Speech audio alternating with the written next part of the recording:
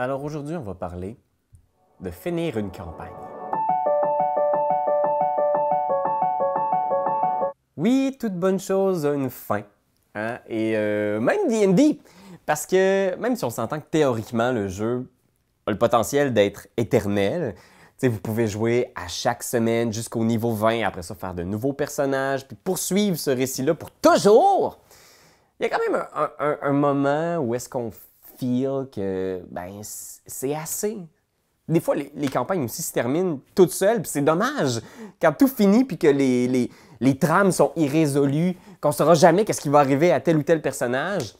Alors, c'est le fun, des fois, avoir ce sentiment de finalité, de chapitre qui se ferme. Puis c'est tellement une partie importante d'une histoire, la fin. Parce que c'est une partie cruciale, ça donne du sens à tout ce qui précède. Parce que c'est quel est l'état du monde après tous ces efforts? Qu'est-ce que ça a donné, tous ces sacrifices, toute cette énergie-là? Où est-ce qu'en est le monde? Où est-ce qu'ils s'en sont les personnages? C'est une question auquel on veut répondre. Fait qu'aujourd'hui, je vais parler de ça avec vous, puis je dois être honnête, je n'ai pas de réponse absolue. Ça va sans doute dépendre de votre groupe. Moi, j'ai pensé beaucoup ces temps-ci parce que j'ai fini beaucoup de campagnes cette année. C'était la première fois, je pense, que ça m'arrivait de finir une histoire puis d'en conclure avec des personnages. Fait que c'est le fruit de mes réflexions. La première chose que j'aimerais vous dire, c'est faites une croix tout de suite sur l'idée de clore chaque chose. C'est sûr qu'il va y avoir des petites trames irrésolues. C'est impossible de trouver quelque chose de satisfaisant à chaque mini-quête qui a été entamée mais non terminée. C'est pas grave, c'est correct. Essayez de simplement répondre aux grosses questions de votre campagne. Qu'est-ce que les joueurs se souviennent? Qu'est-ce que vous rappelez? Moi, il y a plein d'affaires que j'ai oubliées. Là, on vient de finir Curse of the Crimson Throne, qui est un méga super adventure pack, vraiment nice. Et il y a plein de petites quêtes optionnelles là-dedans que j'ai entamées, mais vraiment pas terminées. Fait que la première chose, c'est de se poser la question, qu'est-ce qui là-dedans est important pour vous? Qu'est-ce qui a le plus de sens? Qu'est-ce qui porte le plus l'histoire?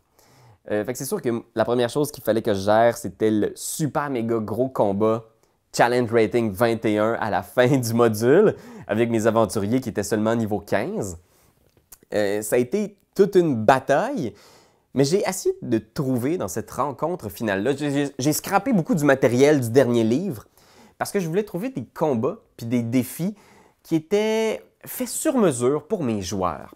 Par exemple, Smokey, qui est un gunslinger un peu désabusé, vraiment déconnecté du monde, ben, je l'ai fait tomber. Il y avait une escouade de gunslingers qui gardaient la reine, qui étaient tout un peu des miroirs de sa personnalité, des gens tout aussi désabusés, qui travaillaient pour la reine uniquement pour l'argent. J'espérais que ça renvoie une espèce de message aussi à Smokey, qui se reconnaisse un peu dans ces adversaires-là qu'il avait à détruire. Ou par exemple, Ron, le roublard du groupe qui était obsédé par la démocratie, qui voulait installer justement une décision populaire pour le prochain monarque de la ville de Korvosa. Ben, j'ai essayé de créer une espèce de rencontre sociale pour la fin du chapitre, une espèce de... Il y avait le roi des voleurs de la ville de Korvosa qui avait manigancé dans l'ombre pour devenir le favori du peuple. Donc, la fameuse démocratie de Ron avait permis d'élire un voyou, finalement. T'sais. Donc, d'essayer que ces derniers grands défis-là soient des miroirs un peu des idéaux des joueurs, qui les amènent à les questionner sur est-ce que ça a valu la peine? Je me suis battu pour la démocratie pendant toute cette histoire-là, mais à la fin, qu'est-ce que ça donne? Spoiler alert, finalement, il crame le roi des voleurs. Et voilà, tout est bien qui finit bien, finalement, mais... C'est des questions que vous devez vous poser, puis vous devez vous les poser avant d'arriver à la fin. Parce que si vous êtes la veille de la session, vous n'arriverez pas avec des réponses aussi satisfaisantes que si vous y pensez depuis des années, voire des mois. Nous, ça nous a pris 2 ans faire Curse. Alors, ça m'a laissé toute la dernière année pour réfléchir à où ça s'en allait, ces trames-là. Qu'est-ce qui pourrait être un point satisfaisant pour chacun de ces personnages-là? C'est sûr que c'est difficile, parce que comme dans n'importe quel grand récit, Breaking Bad, Game of Thrones, C'est vraiment difficile d'arriver avec une fin qui est à la hauteur des aspirations du récit. Mais moi, j'aurais tendance à dire, écrivez. Pour le fun, là, écrivez une scène finale autour de certains personnages ou une scène qui décrit un peu quelque chose qui vous plaît par rapport aux idées qui étaient dans votre campagne. Moi, je dois avouer que la fin de la première campagne de Critical Role, qui est un actual play américain, Matthew Mercer avait écrit une toute petite scène finale qui était super touchante où la druide de Marisha, Kaylit, spoilers alert pour ceux qui n'ont pas écouté Critical Role, qui a perdu son amoureux dans la bataille finale, un des joueurs autour de la table, qui vénérait une déesse qui s'appelait The Raven Queen. Donc, elle est là dans la forêt, il y a un corbeau qui vient la voir. Et c'est un corbeau qui va revenir à tous les jours. Puis c'est juste ça la fin de la campagne. C'est juste un corbeau qui vient voir Marisha. Puis c'est super touchant. C'était quelques lignes que Matthew avait écrites, qu'il a rendu avec émotion. Puis ça venait résumer tous les sacrifices qui avaient été faits par ces joueurs-là pour sauver le monde. Perdre leur amoureux, perdre leur ami. Tout ça avait beaucoup de sens et c'était fait avec finesse. Fait que d'écrire, c'est sûr que ça peut vous aider. Une ou deux lignes, vous les lisez, c'est fini. Puis sinon, si vous êtes comme nous, moi je pense que c'est la partie qui a été la plus satisfaisante. C'est après la dernière session, on s'est tous ramassés chez nous, on s'était acheté de la bière puis on a juste jasé.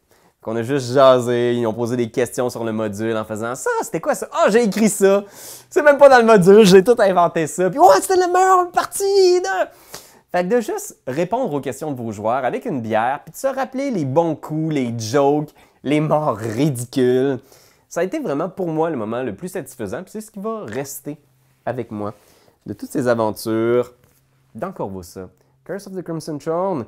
Puis aussi, bien sûr, en prenant une petite bière, on n'a pas pu s'empêcher de parler de notre prochaine campagne. Alors oui, on met des trucs derrière nous, mais c'est pour mieux attaquer la suite.